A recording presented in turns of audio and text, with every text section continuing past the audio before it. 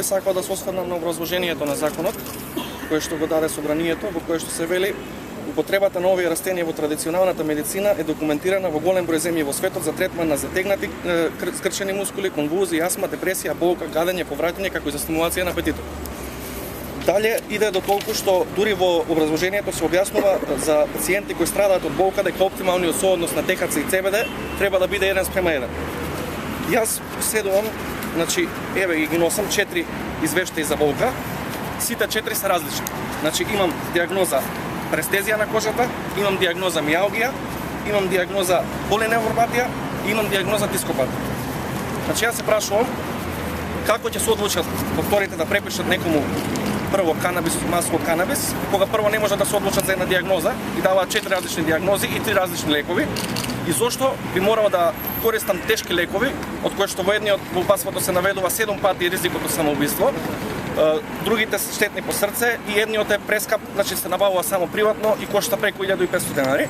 Кога јас, како што наведе еден од советниците од собранието кој што пробувал за да види дали е штетно, јас си пробував да видам дали ќе ми помогне и кај мене канабисот помага во мојата ситуација.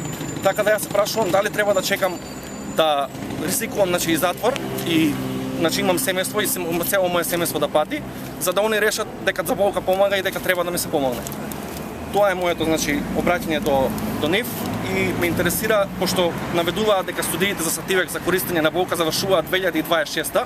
Јас сум сега 31 година, се прашувам дали ќе треба да чекам 41 да бидам, за да можам легално да го добивам својот лек.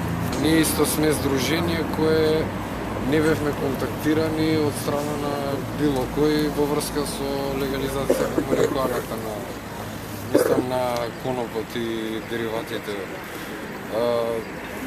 Во светски рамки има докази дека помага во нашата состојба. Исто и ние како претходниот говорник би сакале да бидеме опфатени во групата, за да можеме легално, нормално да си ја користиме. Исто и јас имам проблем, но помага и во мојот случај. Така да апел до владата и до органите што го донесуваат законот, да подразмислат и повторно да бидеме исконтактирани, да видиме заедно, да донесеме правилен закон и каде што ќе можат повеќе групи да бидат опфатени за користење на придобивките од коноп.